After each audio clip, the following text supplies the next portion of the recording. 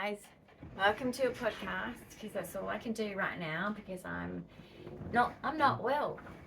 But anyway, yeah, everyone's version of not well is different. Well, mine's legit.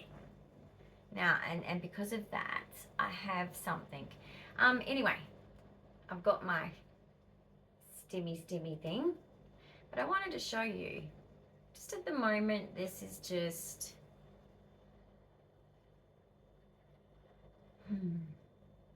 this, I don't know how to explain it. Yes, this is religion for me. It doesn't have to be for you. Let me get my glasses because I'm blind. Let me remind myself of what's written on here. But this is basically a coin, okay? And the main reason for this coin, because every one of these coins, there's so many of them, just like there's so many saints. My goodness, son, get under there. Sorry for the theology stuff. I not only am a Christian, but also love theology. Get under there. I will get Francis Assisi to come and see you because you're not being a good boy. That sounds like a typical Catholic, doesn't it? I'm joking. Anyway, there you go, sir. You can have. He's a weird cat. He wants to go under the sheets. Anyway, this one, I chose this one because I thought of my grandfather, who is someone that makes me feel safe, and someone that I know I've mentioned before, and sorry for the doom and gloom, but like my near-death experience, he was the first person standing at the front. And that didn't surprise me. And I knew my other grandfather was on the other side, and my Uncle Ray was on the other side. They were at the front. I wasn't surprised at that because of my relationships with these people, and particularly the last one leaving me here on earth. Why? Was that grandfather. So, worth your weight in gold. It's just the type of stuff that he would say to me. It's just the type of stuff that when I'm not feeling it, which, you know, being an autistic, I think our superpower is our self-worth, because you grow up so traumatized by others because you think of it this way. If you want to see a perspective of an autistic's sight of the world when they first can remember, apart from what everyone else experiences, the human experience, is we don't understand anything. Therefore, everything to us is an absolute mystery, okay? Like it just absolutely perplexes us. Like we have no clue what's going on.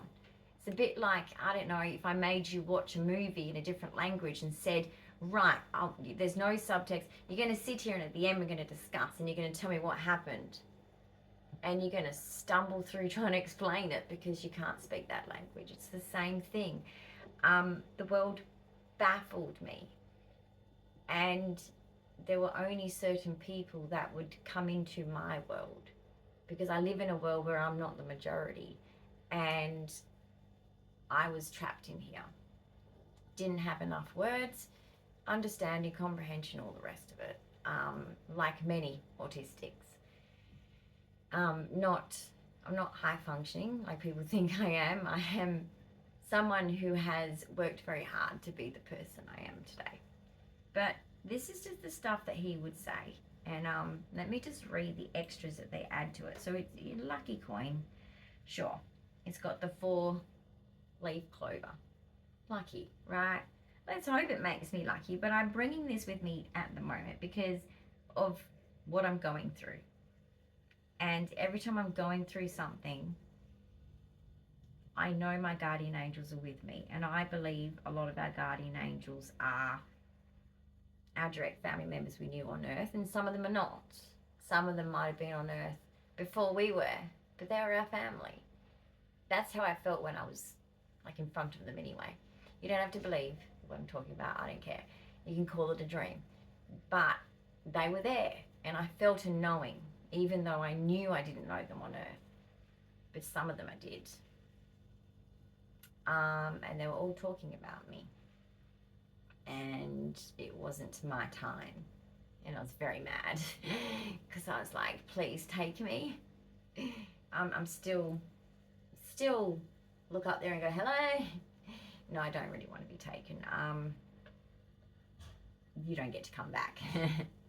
It's not a thing of like there's a door where you can just, oh, whoops, I miss everyone, or I'm seeing everyone miss me, better go visit them. No.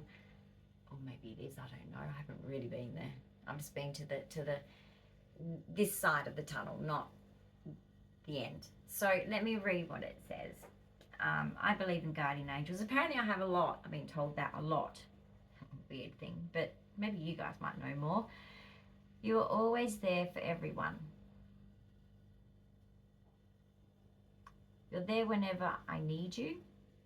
You're a star with a heart of gold. Now, this is stuff that I wouldn't say I believe about myself, but I would say it's something that has been said to me a lot, that I'm trying to make sure that I don't forget. Because it's not like I don't believe them totally. It's just like any human being. And I actually think that this part is because, remember, there's fleeting, shallow thoughts, and then there's deep thoughts. Deep down, I have a sense of good self-worth and self-esteem and all the rest of it. But like any human being, I have fleeting moments of insecurities, and I'm not good enough. I'm not worthy. Okay? We all have that. You wouldn't be a true human if you didn't have that. And it's about how you react to those feelings and how you deal with those feelings that makes the difference. And really, that just comes with age, to be honest. You get better at flipping the coin and going, you know. But I see this as just something that's from my guardian angels that says more than just, here's your guardian angel coin, which there is one for that too. This feels deeper because it's what those people that believed more in me when I didn't believe in me as a small child, because you go, I can't do this, it's too hard. And they go, you can, I believe in you. As simple things as that, what we all do to our children, and then they believe in themselves, and then before you know it, we all become a bunch of cocky, I can do it myself. Anyway, it's a good thing to get to that point, but yeah, some of us are a little bit more overconfident than others, but that's where it comes from. So when I have doubts, because everybody has doubts, then this is something to remind me. So I wanted to share that because this is something that stays in my drawer with all my other stuff, like my rosary beads and all the rest of it, because at the end of the day, that's just my beliefs, because that's just my clean out front. It's Tuesday, isn't it? Yes, it's Tuesday. At the moment, it's just something that I'm leaning on because I need to lean on something greater than on earth and something greater than myself. And I believe that what's greater than us is not just some next level dimension purpose thing. It's linked to your kinship, your family. Just ignore that. That's just the cleaner vacuuming our area. You know, it's kinship. And kinship is things that basically are our guardian angels, like I said. They're the people that know us well. Some of these people were gone before we came to the earth. And I wanted to sort of share religion, whether you believe in it or not, because I want to share a concept. So think of it as either a theology, as a theory. Think of it as just a story of old times that is meant to warn you of new times. Simple as that. Nothing mystical, nothing weird, nothing up there, nothing below there, nothing. Okay, that's totally your right to believe in that, right? So let's say you believe in only evolution and that's it. That's what you can believe in. We all have that right? Freedom of belief, freedom of thought, freedom of movement, all these things, right? Or you can just be, that's jazzy chatty. She has a lot to say. She thinks that she's now a public speaker. Yeah, she's going to Toastmasters and everything. It's really obnoxious.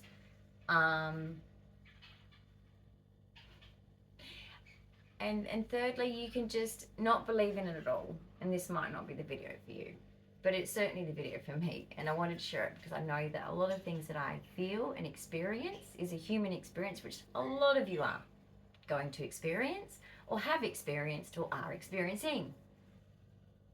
So in my time of need, which we all know about what's going on there, I often theorize, intellectualize, because I'm autistic, and trying to deal with my emotions is just foreign.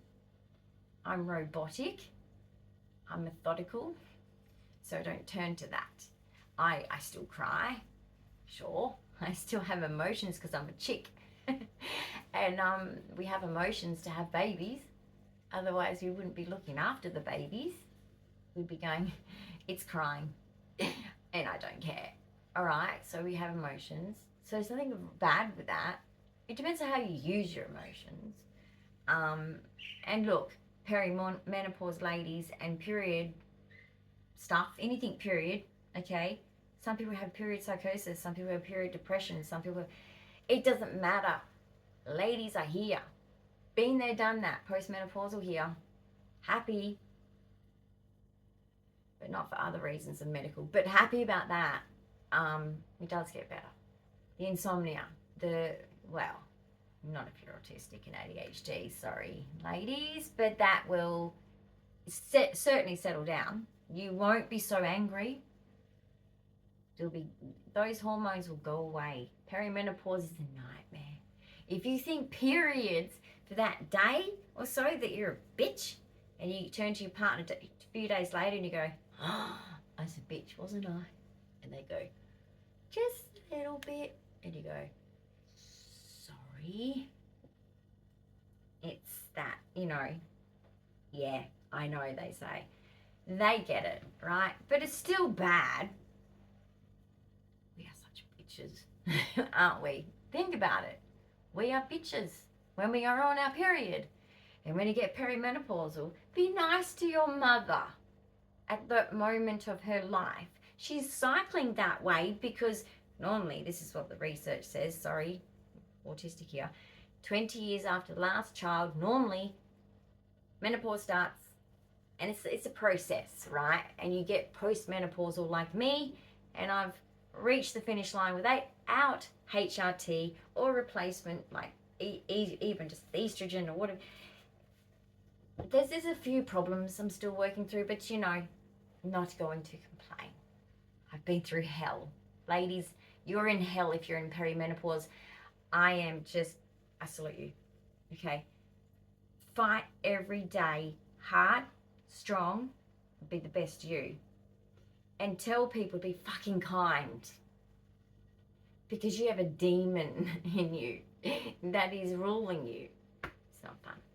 It's not fun. And when the family, and this is the problem with being the mother as well, it's not just the hormones that are just going real, I hate cute cats now. And you think to yourself, how can I hate cute cats? Never used to hate cute cats. I'm joking. It's not possible. But that's how bad you feel. You feel like, I am an asshole. I am snippy. I am not like this normally. It's hormonal, just like you do when it's PMT, right? But I'm just saying, on top of that,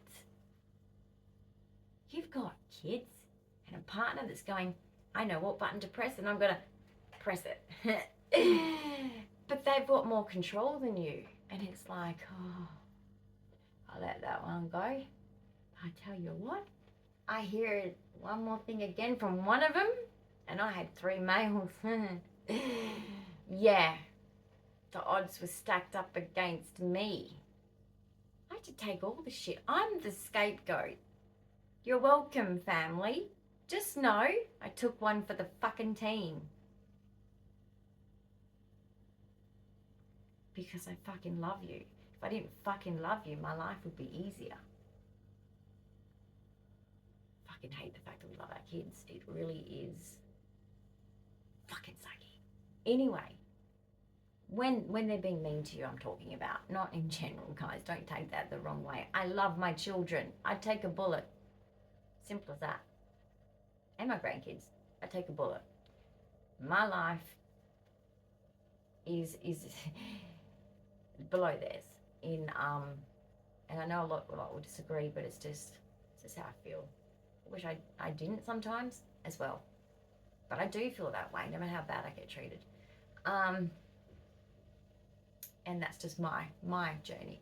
So basically, I want to talk about the change of eras. I want to talk about my great-grandparents, which was people that knew the war, would have been young, if not sort of just in sort of childhood, around the war. And then the generation before them, and the boomers. All these eras, my era, I'm the X generation. I want to talk about that because there's been a change. And I believe I have a theory for that change, and it's just a theory. And it just might be interesting to you because it just might help you understand. And I think that knowledge is power, okay? We're all on different journeys. We all have a different issue. We all have issues. So basically this just might answer something for you, era-wise, in comparison this. Let's do a critique of eras. So we have an era who knew the war, in the war. Whoa, war, shit. Gotta stay alive, gotta move countries, gotta move around, gotta stay safe. Family members in prison camps, all sorts of horrible, horrific things. Life was only about survival. Trying to make it a life for the kids still. Then those kids grew up knowing that trauma. Then they went through an era where they were like, things are getting better. It's post-war. Things get better. The sunshine comes out again and everyone's happy again and everyone's reproducing like no tomorrow because things were different back then. The boomer generation comes. Lots of kids. Lots of fun. And then us X generations come along. Look, we got a lot of fun. I definitely would say that compared to the after generations, we had a lot more fun. But we also had a lot of corporal punishment. That was not fun. And a lot of us, on top of that corporal punishment, abuse. Not good. Weren't allowed to talk about it.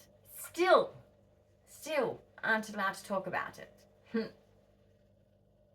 In many areas of life that is significant for the person that was abused. So, then you've got the next generations after me who had a bit of the internet but not all of it.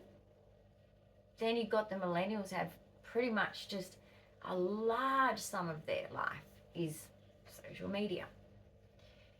So if you compare, rather than sort of like going through like it's a sociology class, which would just be quite difficult to sum up every era and get all theoretical about in depth. However, feel free in the comments if you are a different generation that I'm not mentioning to say the experience of that generation in the comments. So long as you're respectful and the guidelines are adhered to, all good.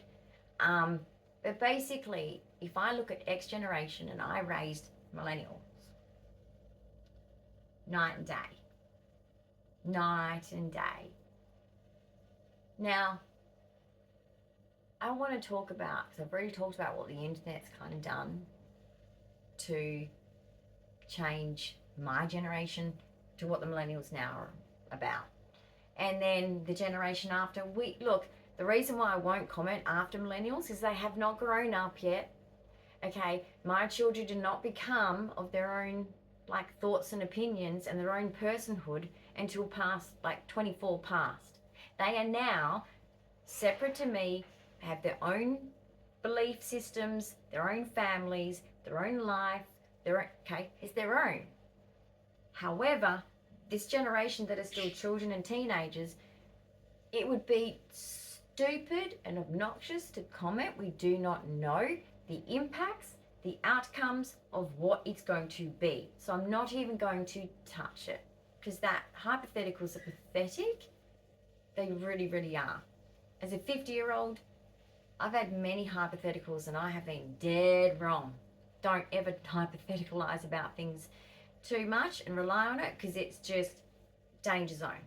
It's a bit like catastrophizing. You could come up with so many stupid things that just won't happen, or what you won't do. So you don't know. We don't know. Nobody knows the outcomes of these next generation children who are going to become adults, and then they still have to get to the point of adulthood where they go, hey mum and dad, I'm now my own person. I've now fully grown and I have these opinions and these thoughts and these beliefs. And that's when it all changes. That's when, for example, that's what type of parent I am. I'm a parent who is a parent, but I'm a parent of adult children who are not only adult children, they're no longer living at home, they live their own lives, they have their own belief system that is totally separate to me. Right? There's a total separation, in other words. If the separation hasn't happened yet, you don't know the full outcome of your children. It's just how it works. It's been how it's been working forever. So basically, what I want to talk about really here is what happened along the way, apart from the fact that we're all just different generations, different experiences of life. Industrialization. So post-war, we got into gadgets. It started off just being household gadgets. A vacuum. Woohoo! Yes, I know, young ones. It's funny, right? I had black and white TV as a kid. Would you have guessed that? You think I'm joking? Yeah, I knew colour a large sum of my childhood as well, but I certainly knew black and white well, and I certainly didn't have many channels, and I certainly wasn't allowed to watch TV unless it was an hour a day. If it was 2 hours a day, it was like, ooh, you got an addiction, child. That's not good. Simple as that. I just knew nothing but the Brady Bunch, basic things like that. And the Encyclopedia Britannica, that was my best friend. I just had to get people to read things to me. That was the hard bit. And colouring in books. But basically, industrialisation turned into more than vacuums. Look around my house. I'm part of it. I'm not sitting here preaching. I'm saying facts. Look at my house. We have evolved well past just a vacuum cleaner. Well past just a fancy fridge. Where are you under? Are you trying to get out? We're well past a fancy fridge. A different colour appliance to mix your cake mix. We're well past that.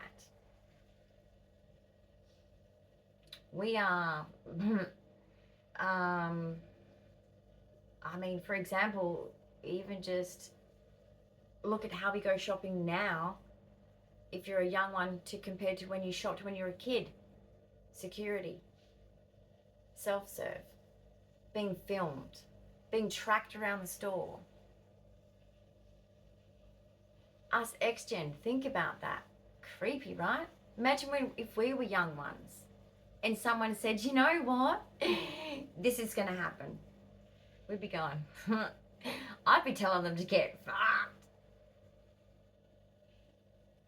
I don't know why we're not. Although a lot of us X generation are going, fuck off.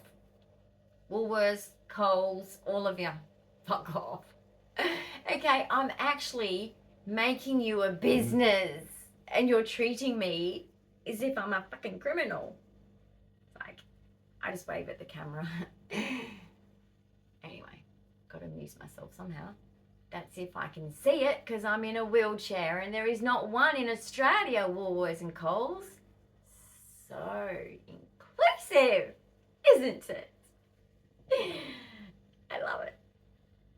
There's not one for a wheelchair user. you should be mad about that, because you could have one car accident, be paraplegic, quadriplegic, and need it yourself. Anyway, moving on. What has materialism done to our brains, more to the point? It's not about the stuff. There's nothing wrong with having stuff. That's not what makes the person go into what I would call a difference of belief systems, morals and values, way of behaving, way of conducting themselves in all facets of their life. That is irrelevant. Looking at items, the items don't make, it's a bit like, oh, I was a bit drunk when I did that crime. It's like, yes, but you chose to consume the alcohol, so you chose to take that risk. Because you should know that alcohol makes you do dumb shit. Because you've pretty much done. We all know, I've taken alcohol, done dumb shit. Boom.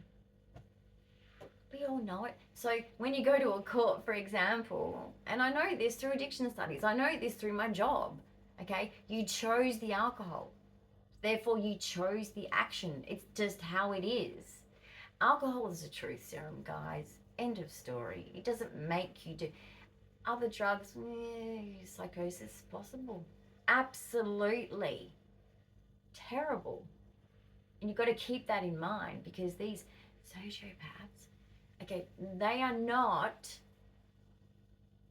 what you would call different, really, to human beings. You can say, oh, that's not human. No, they are walking amongst you. Stop being stupid. They're walking amongst you, okay? Simple as that. Some of them don't kill, they just like to fuck with your head.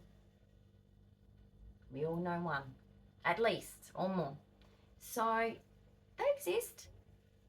Sometimes some of them just don't want to give away their freedom and do that kind of thing, right? And sometimes they do. So just be aware. Stop looking for monsters under your bed. They're around you. They're probably in your inner circle. They're probably your, one of your bestest of friends and family members or whatever. Seriously, stop making out someone is a monster. No, they're not. They're a clear-headed human being doing a fucking choice, unless there's proven drug psychosis. And before that, there is documentation to say that they were a different character for decades. We need to stop looking for monsters under the bed and realise that they just exist. They're always going to. And you've got to start to watch your back, because when you took away religion, that's fine. You could be an atheist. And I will shake your hand and say, I respect your values and your morals, so long as they are of a standard that makes the community not harm yourself or each other. I'm all good with that. But you want to harm others and harm yourself? Yeah, I've got a bit of an issue with that. Of course I would. Okay? But you don't have to be religious. But think about this. No accountability?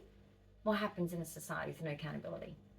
What's happening fucking now is what fucking happens without no fucking accountability. I'm just going to steal your fucking car. Yep. Hi, how you going? Here's my baseball bat, my fake gun.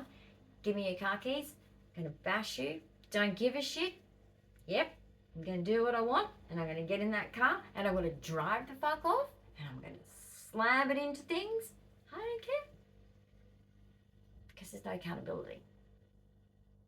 I'm not saying that you should raise kids like I was. If the devil's watching you, and you go outside and you're like, you did something bad by accident even, and you look up and you go, oh, did God see that? Shit. I'm in big trouble. But it didn't do me harm. It didn't do me harm. It made me accountable. It taught me accountability.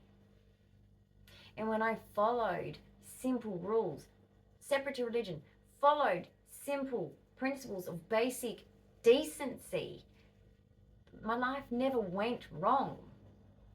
Okay? Saying sorry is easy for me. Because if I did something, I would rather apologize than sit there and be like, I don't give a shit.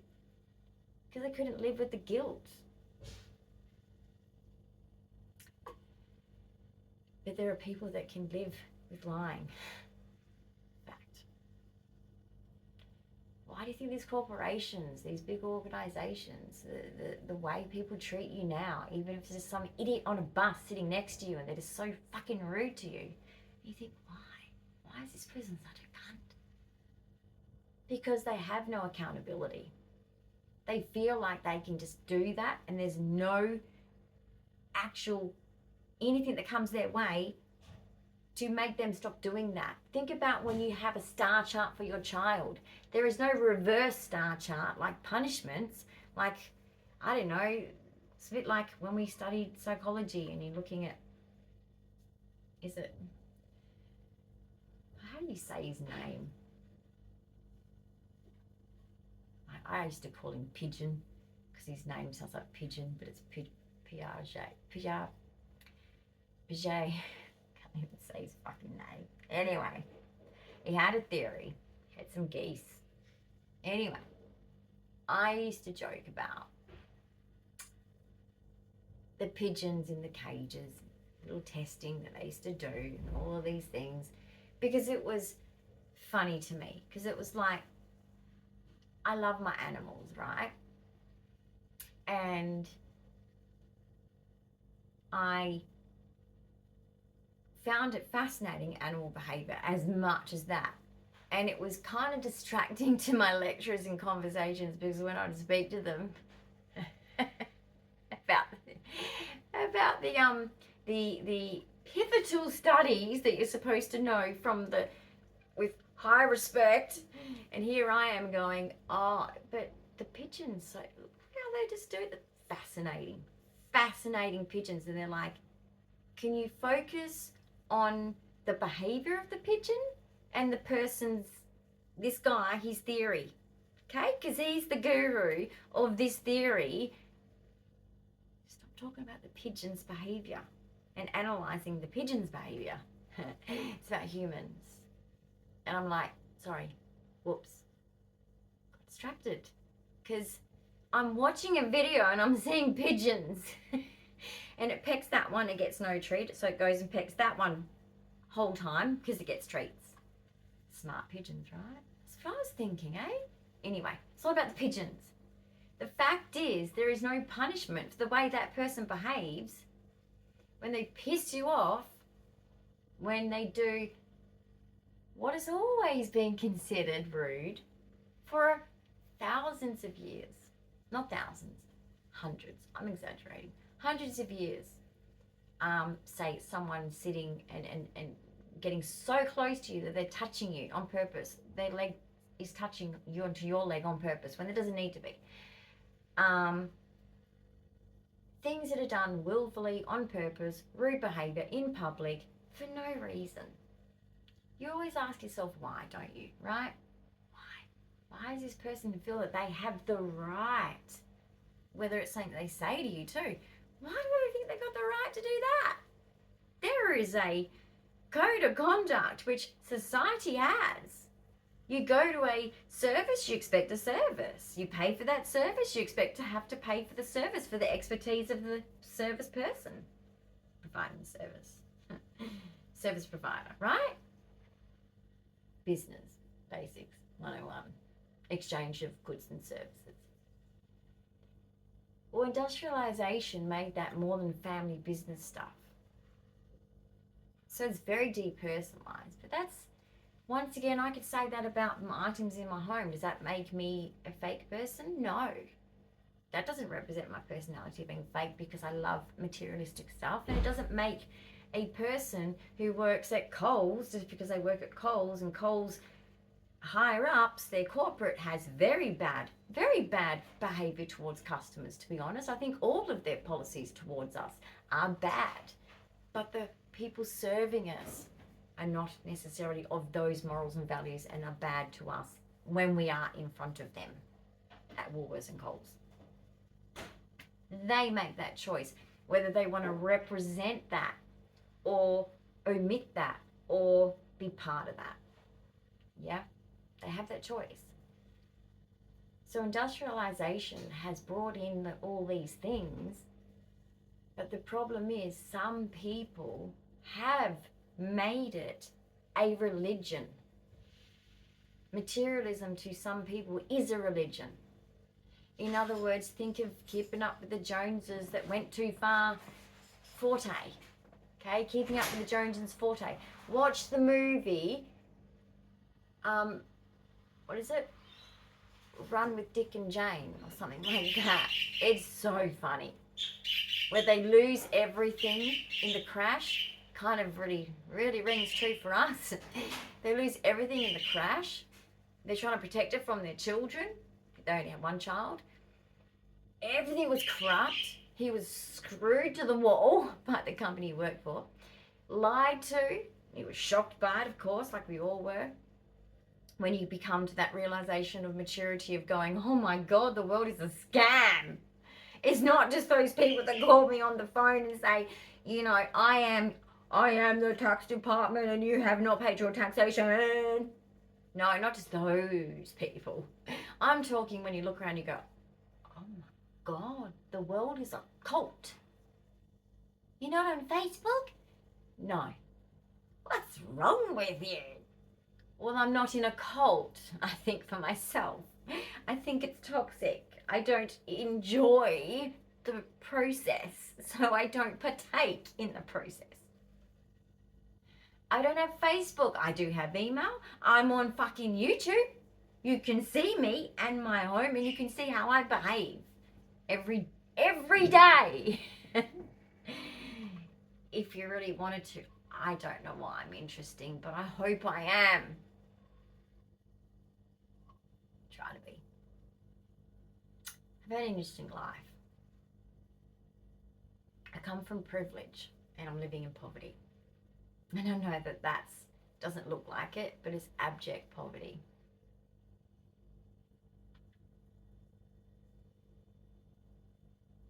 It's relative poverty. It's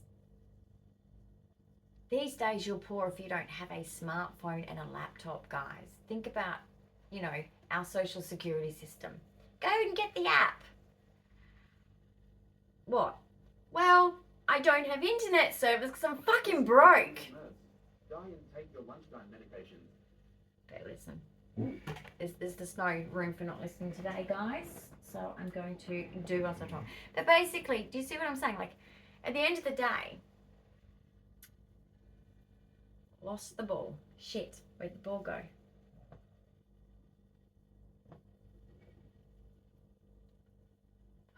Yeah, so social security, right? I'm poor because I have to say, no, I don't have the app. And even if I did, it's useless. Because unless I'm home, I can't use it.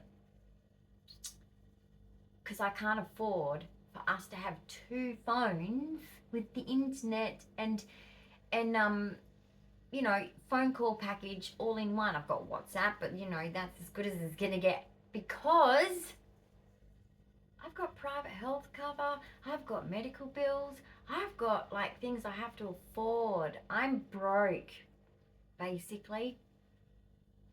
Okay, I don't have a lot left at the end. And the reason why I have a lot of stuff is mainly because of when we did have income. That's a fact.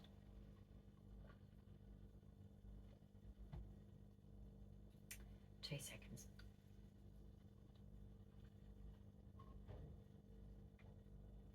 I don't feel well. Sorry guys, I really am not feeling well. Really fucking sucks. Australia's health system is just not wonderful and just trying to stay alive. Okay, so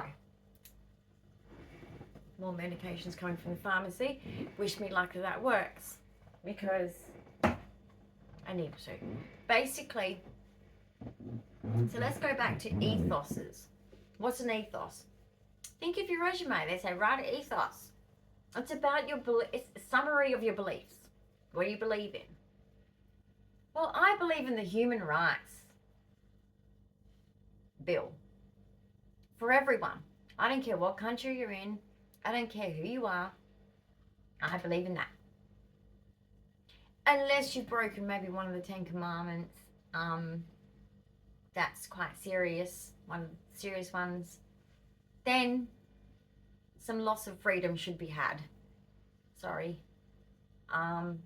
That's just life.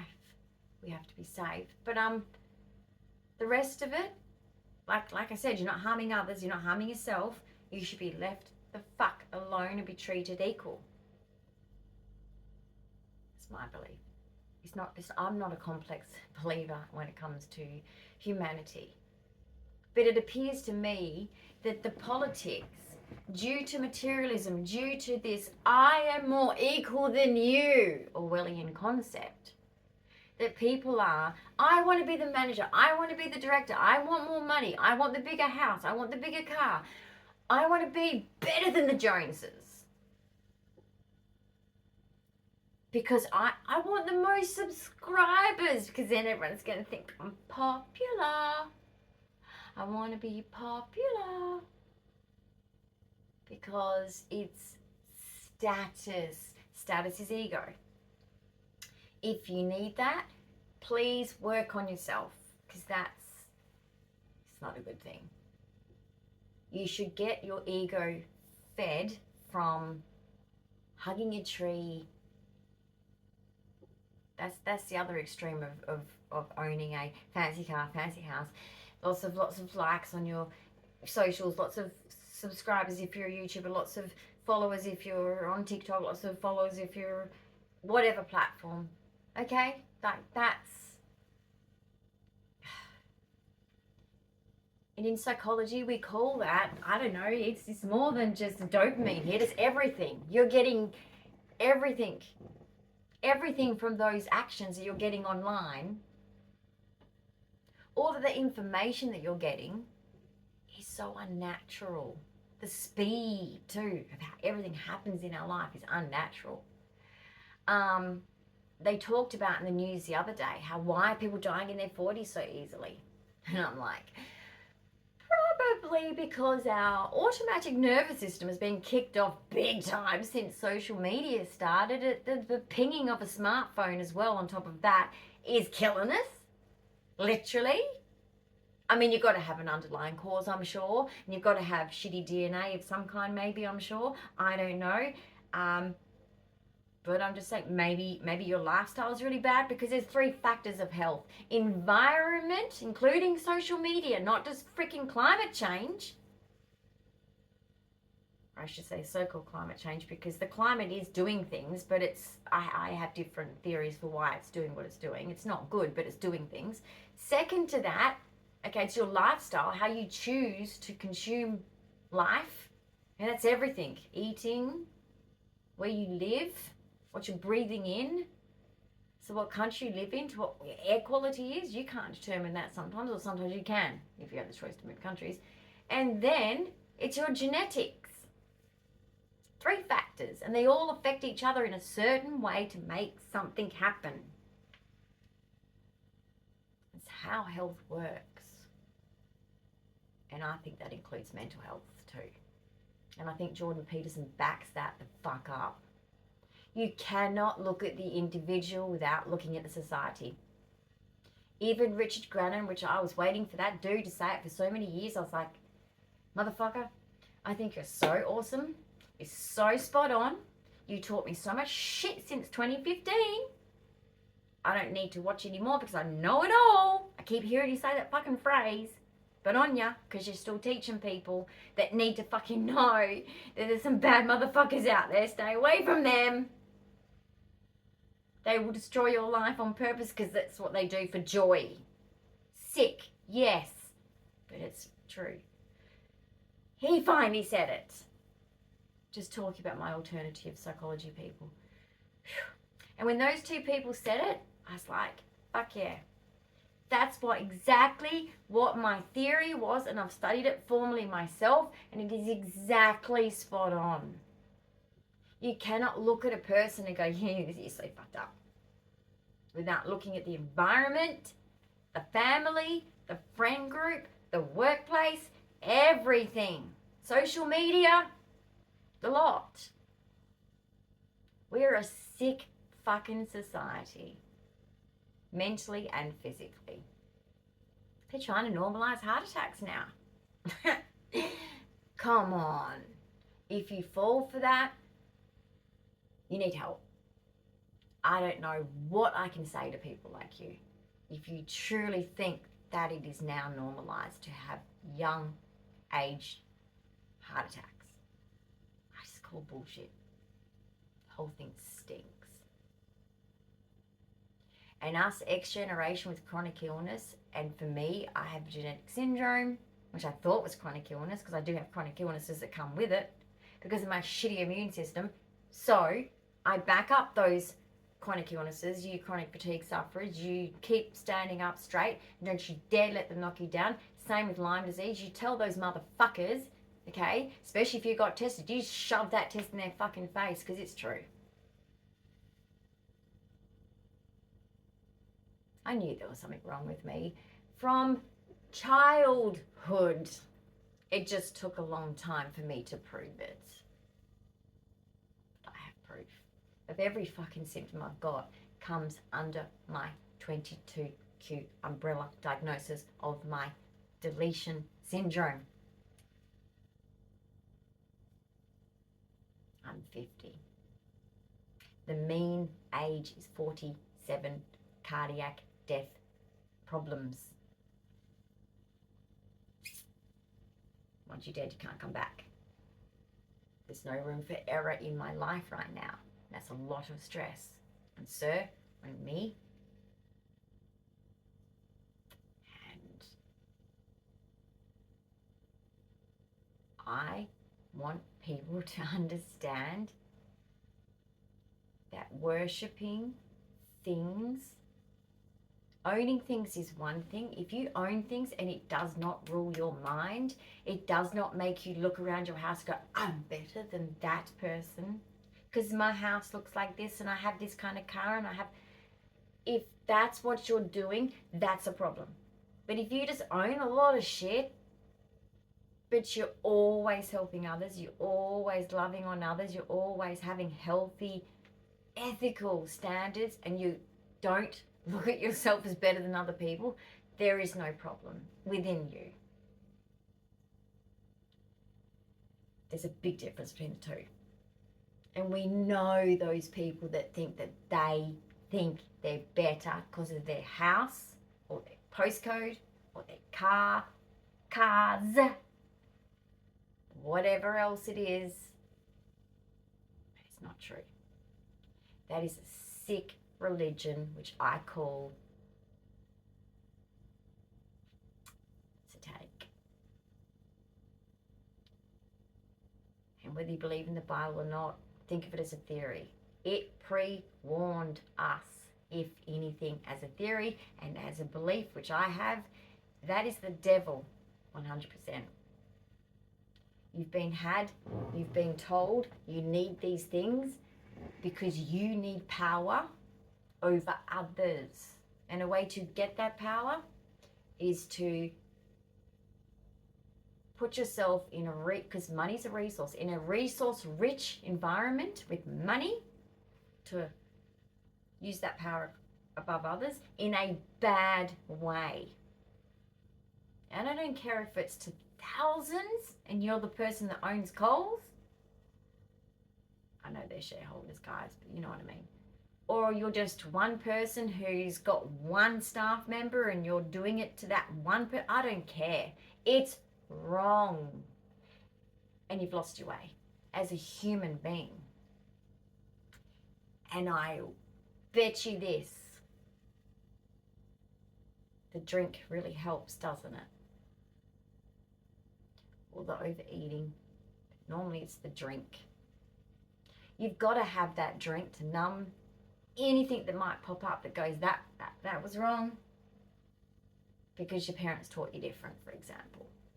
Because there's one thing I know about the silent generation, and I know them well. Because I was pretty much raised ethically, morally, and psychologically by my grandparents. Because my parents were too busy being themselves that they didn't even have a conversation with me. I don't think they've ever actually had a conversation with me, Dyan. No. My own parents have not had a conversation with the girl called Dyan. They don't know me. They just know a little girl that they raised. That's all they know.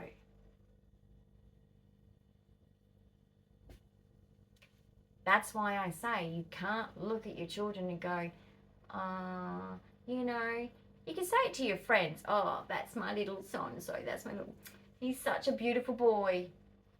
But you don't say it to them because they are a person. And you must get to know that person. Because that is that person.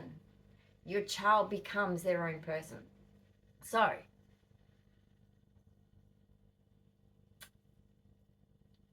I think that that's the root of what's going wrong. Power. Politics. Banks. Corporations. Organisations now. And I can contest to this as an old member of WACOS, which is the West Australian Council of Social Services, and ACOS, Australian Council of Social Services.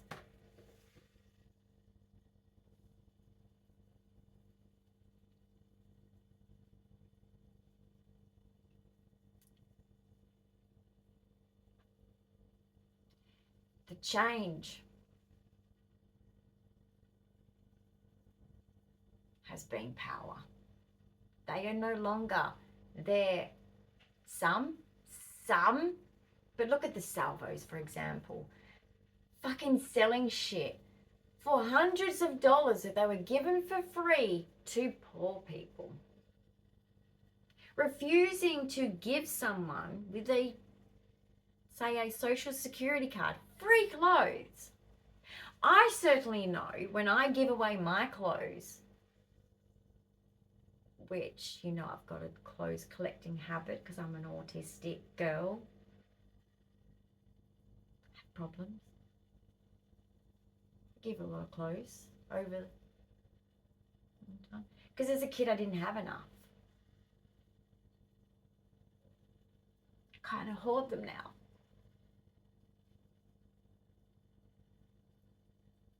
Sorry. Because after my parents' divorce, I didn't have enough clothes. So I hoard them. But I'm just telling you, when I give those clothes for fucking free, give them to someone for fucking free in need. That's why my choice of service, and I've done it recently, is I give to a person in need that I see right in fucking front of me. And I go, that person needs this, and I've got it, and I'm just going to give it. I don't give it to these charities because I can't trust them. Most of them launder it. I mean, I can't believe sitting in a fucking wheelchair at a grocery shop. I don't know if it was, I'm pretty sure it was Coles, twice, because I don't normally shop at Coles. I'm a Woolworths shopper. In Australia, you're either a Coles shopper or a Woolworths shopper. Tell me what you are. I'm a Woolworths shopper. But I was at Coles in my wheelchair with Sir. So he's doing his thing at the self-serve. So not only serving ourselves, no discount for that. Serving ourselves with no fucking space. Everyone's giving me the evil eye, like, why do you exist? That's how Australians see disabled. Why do you exist? You're in the way. Get the fuck out of the way. It's ugly seeing you. You should stay at home. Why are you here? Because I like to choose my own fucking food. Anyway, shouldn't need to explain. But I'm sitting there. Would you like to donate to this? Huh? I'm a fucking charity. I'm a fucking charity. I'm a fucking charity. I've been homeless nearly 3 times since 2020. I can't afford all of my medication still. I'm paying for private health cover. Gaps for specialists that I have to see privately when I get failed.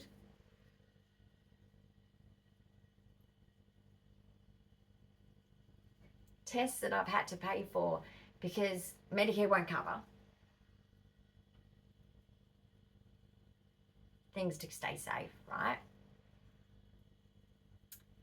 Yeah, some things get covered by NDS, but you still have to buy some things that are considered not NDS, you know, covered. So you got to get it yourself, but it is for your disability, right? It costs money. And then of course, moving house, as you know, it is just, it doesn't matter what you say to yourself about, oh no, we'll make it work.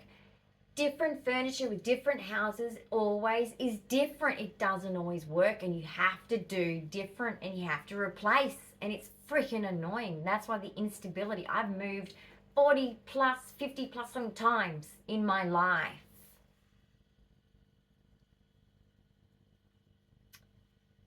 I'm a charity. I would just say no, in a way of like, in that tone, as if to say, excuse me, like, you kidding? We're in a housing crisis in Perth, Western Australia, guys, if you're not from my country. Severe. People are paying $900 for a shitty house a week, Australian dollars. A shit house. A shit house. And then every 3 months they put the rent up. Soon it's going to be the average weekly rent will be $1,000 for a house. It's disgusting. And it's the boomers. They own about 6 or 7 each, particularly in the politics house. We have prime ministers in Australia, just in case you don't know. We don't have a president. And that's great and all, but you know, I'd like my kids to own a freaking house. A really good one for their kids. Because I don't want them to live a life like I did, where I couldn't have the same house for them to have. I want better for my kids. I want better for my grandkids too. And I don't see that happening because I see greed. You only need one fucking house, assholes. Sorry, you guys didn't work harder than the next generation. You didn't work harder than the millennials. And in fact, the millennials are working just as hard as probably my generation, and then like a quarter more.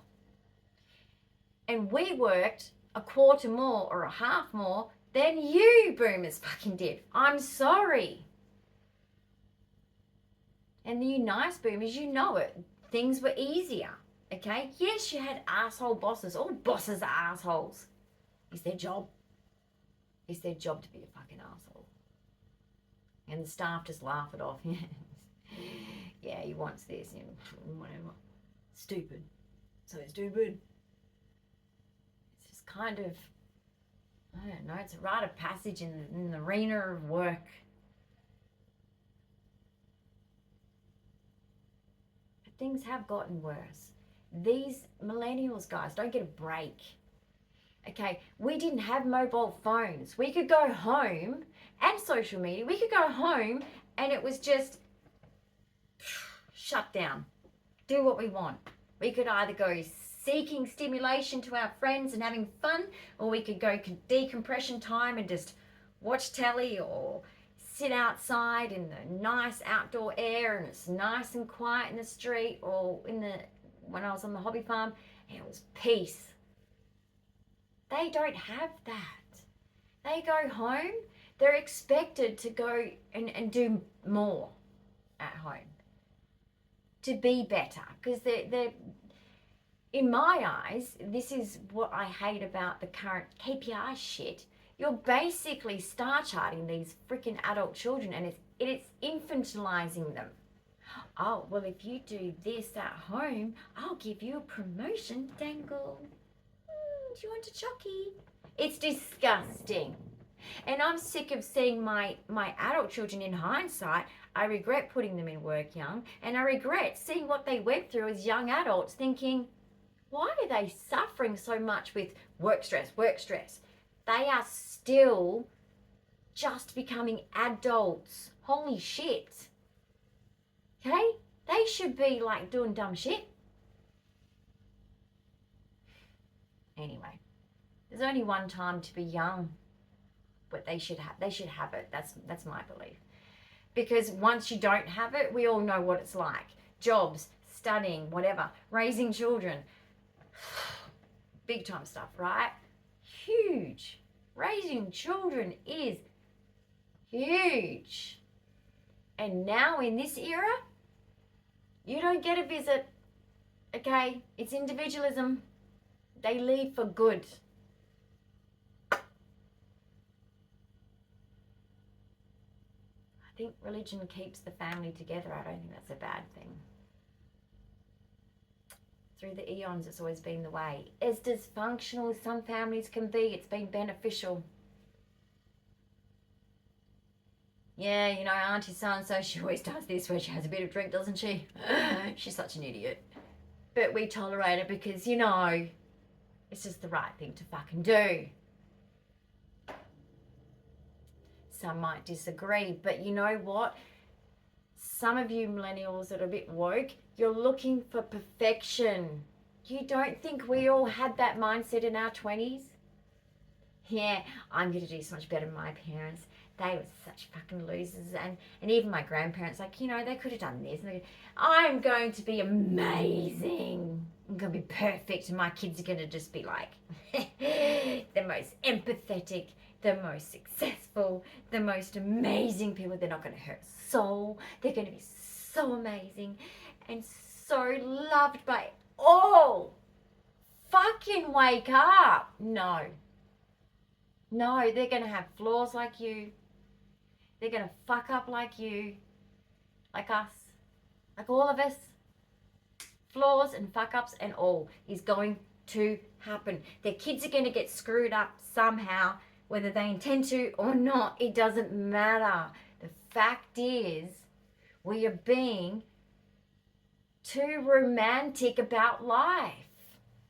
You can't, like a smartphone, buy a new smartphone and design it prettily and make all the apps in the right locations and the back screen drop in perfect. It's not how your life's going to be. You can't heal your inner child through your children. And don't even go that direction, because that is the direction, that is the wrong one.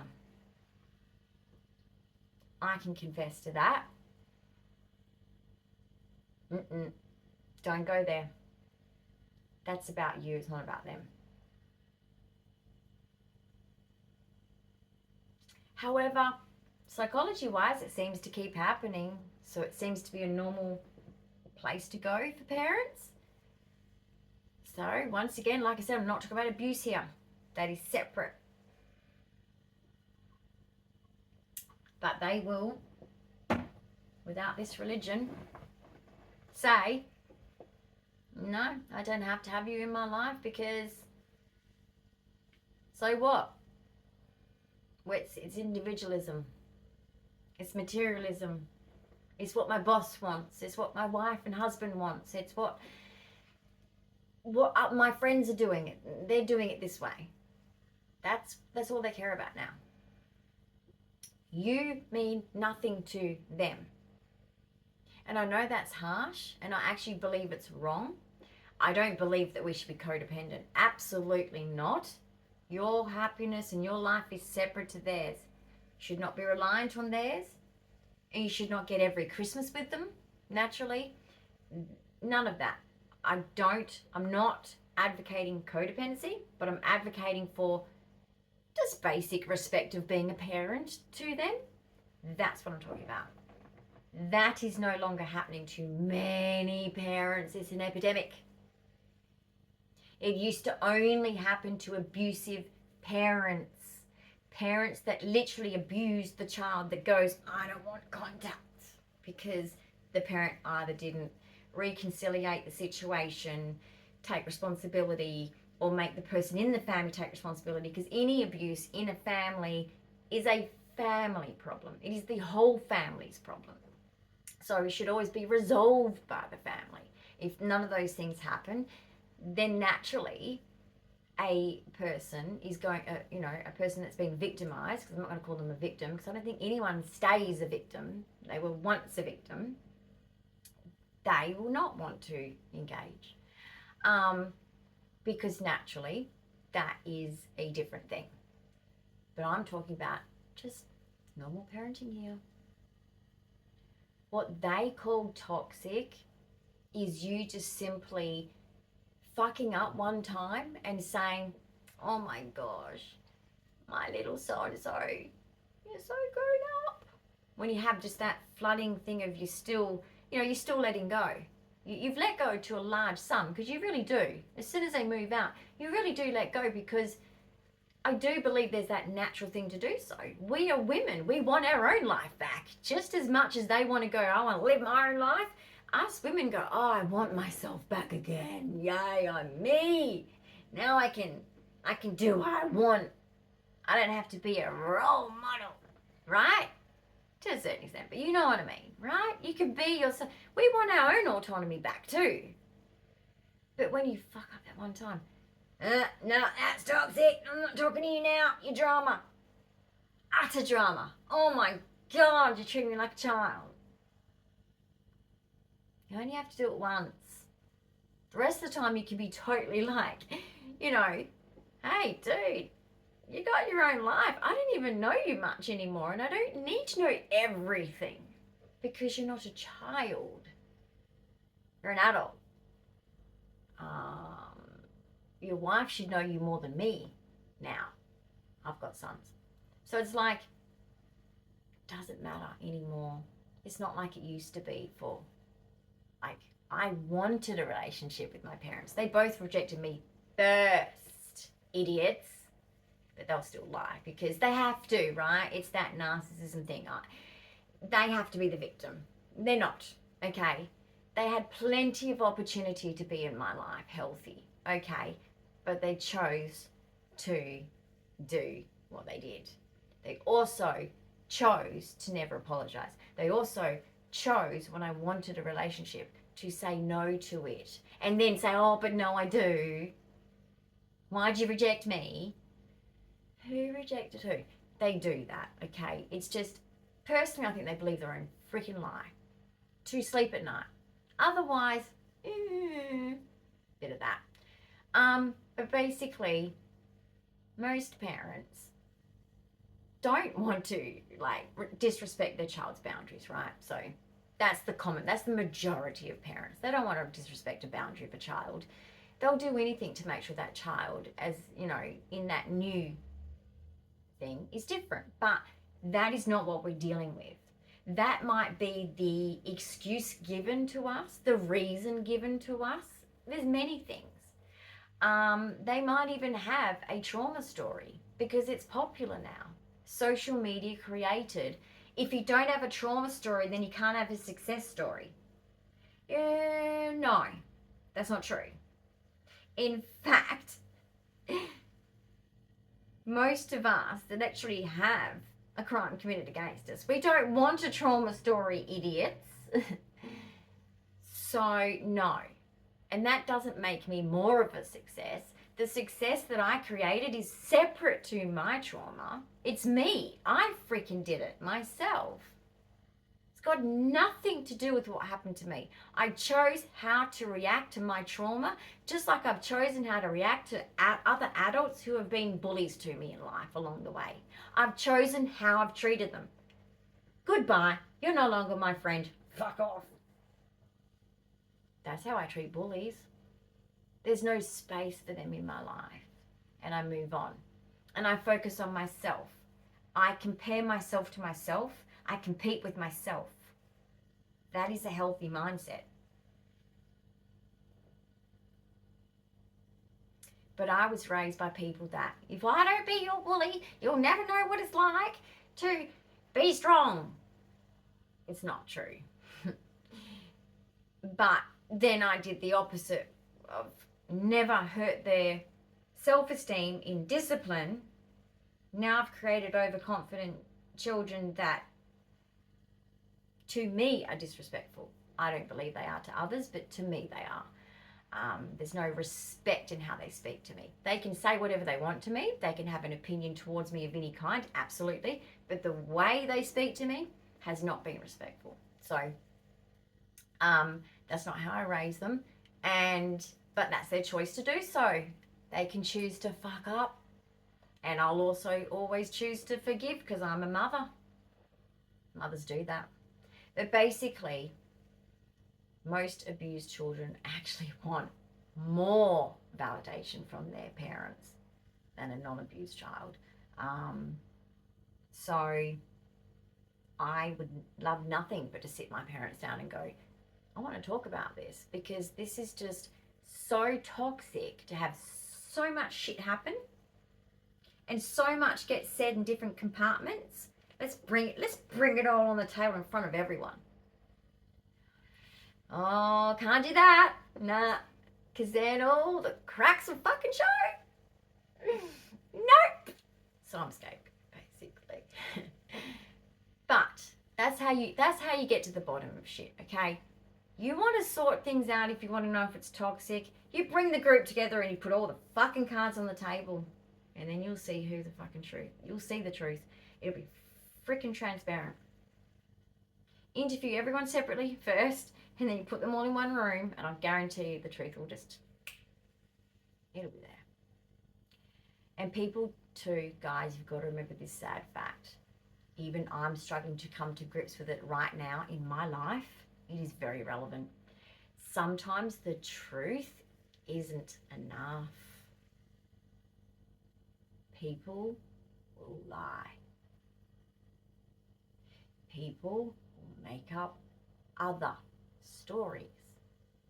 People will believe what they want to believe. And that may not be the choice of choosing the truth when they know it to be the truth. Doesn't mean they're going to choose it. It's not about proving to them, but I've got the truth. I've got the truth. It doesn't matter. So if you're arguing with anyone in your life that you know is just, why is this person not believing me? Forget it. Stop fucking trying. They're choosing to not. Only in certain settings should you seek alternative help or advice or what have you. But I'm talking in normal relationships, it's like, just forget it.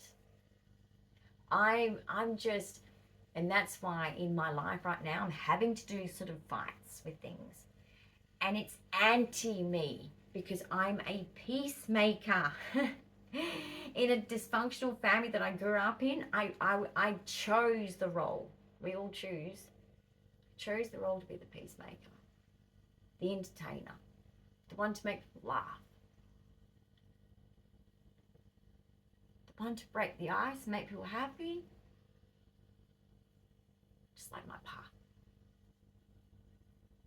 And my pa taught me that, but I don't think it's a bad thing. I know that you might be saying, oh, you shouldn't put that on yourself.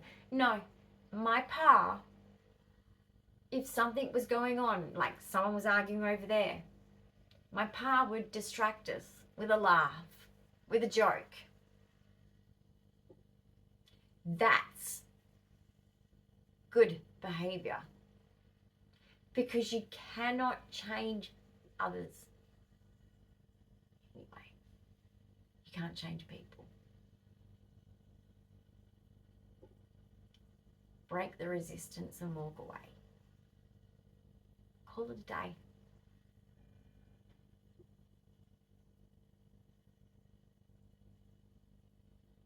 For your own sake. But at the same time, I'm not going to lie, if there's situations where that puts you at risk of things, you need to speak up. You need to speak up and you need to say, I'm at risk because this person's not listening to what I'm saying. This person's not understanding this or this or this. Or there is only a very small percentage of time, but I just wanted to explain how materialism, just like money itself, I pick up a coin as if, let's pretend this is a real coin. Let's pretend that this is, a real coin. This is money. To me, it's a resource. It's a resource. That's all it is. Materialism doesn't make you a bad person. The way you think, the way you act, what's in your heart, as well as your mind, not just your mind, makes you who you are. How you impact on others makes you who you are. You know, just like I said, how you treat yourself and how you treat others defines you. Not the stuff you own. That's that. And even though the truth doesn't get, sorry, of course, truth needs a court. Think about it. If you just told the truth and you just went, well, here's the truth. Over? No? I've got to go to this place called what? A court. That's why we have that, right? It's like when you get pulled over for speeding. Was I speeding? I don't believe you. And then they show you the little gun and you go, oh, okay. Guess I was then. I'll pay the fine then. Right? Or some people will argue it because, just like I said, some people will have the truth right in front of them and go, it's not my truth. I've got different truth. There's nothing you can do. And that person will end up in court. Because the policeman will take them to court and go, no, the dude did this, or the dudette did this. They sped this many kilometres over. Here's the thing, here's the reading, here's the machine thing we use or whatever. And they will get a fine. Or maybe they won't. Maybe they have a very clever lawyer and they won't get a fine for speeding majorly or something, right? Because the truth isn't enough.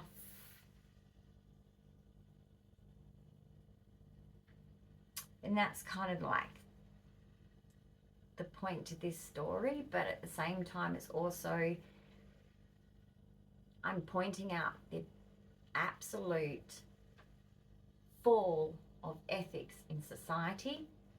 Some might say it's to do with religion. Some might say it's to do with just materialism, like I'm saying. And for some people, that doesn't say, I'm not saying that for some people that they don't get that house and car and go, right, I'm better than you. I want service. Fuckwit. Of course you're going to get those people. They're going to think they're better than you because they have those things. But the truth is, in human rights, by law, they're not better than you. But they'll protest they are. Because people will do what they're going to do. And that's the gist of what I'm trying to say.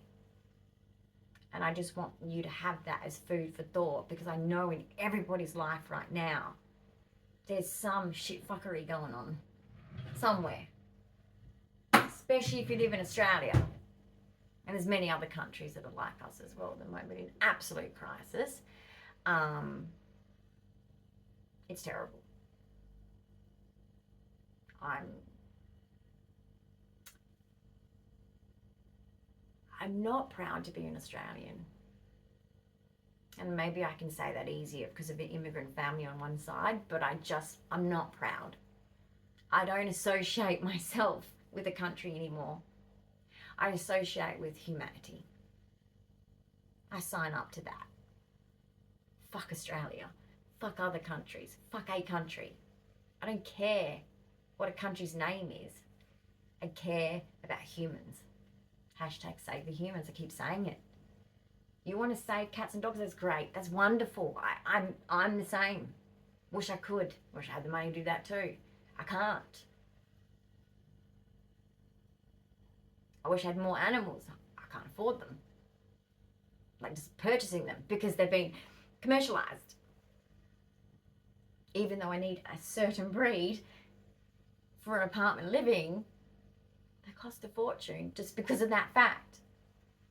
It's all stupid, right? It's all commercialized. But the fact is, save the humans. We're just all one around the world, guys. We really are. And if anything from the internet, can we not see that? I mean, I've seen the change in justice. I am so into forensic psychology at times. I go down those rabbit holes only when I feel like it, only when my headspace is okay to do so. And I go right in. And I'm a sleuther and I'm good at it. I'm an autistic girl and I should be a spy. I'm good at it. And I got it right every single time with this Tipsy Rose. Blanchard bitch. Yeah, she can go rot and die in jail. So, anyway, just remember,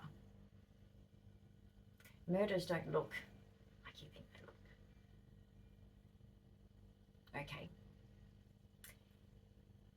The guy at work, the girl at work that's so fucking nice might be a terrible parent or something. You don't know. Just stop acting like evil doesn't exist. I'm not saying go do the black and white thing. You're good, you're bad, you're good, you're bad, you're good, you're bad. Stop categorizing anyone. We're all human. But do judge behavior over time. Don't judge one action. Don't go, oh, you did that, did you? I heard about that. Fuck you. You're an idiot. Don't judge one action. It is a whole long kind of a bit of a story before you judge a person, right? Fact. Don't be so harsh. Don't be black and white thinking. So much fucking grey. But I'm just saying, don't forget that there's evil working all around us. It's not you. We just have to deal with it and find your strength wherever your strength may be. And we all have different ways of finding that strength, and that's personal to you. But yeah, this is my little philosophical chat. Is that I'm so sorry to anyone whose truth